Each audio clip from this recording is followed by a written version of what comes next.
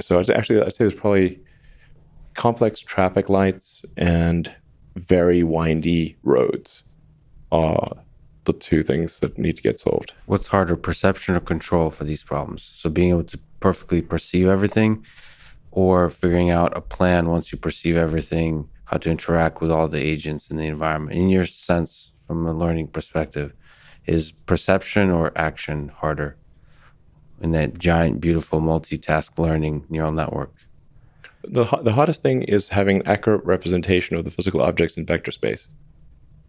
So taking the visual input, primarily visual input, some sonar and radar, and then creating an accurate vector space representation of the objects around you.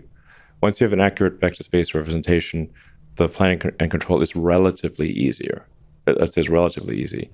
Basically, once you have accurate vector space representation, then you're kind of like a video game, like cars in like Grand Theft Auto or something. Like they work pretty well. They drive down the road. They don't crash. Pretty much unless you crash into them.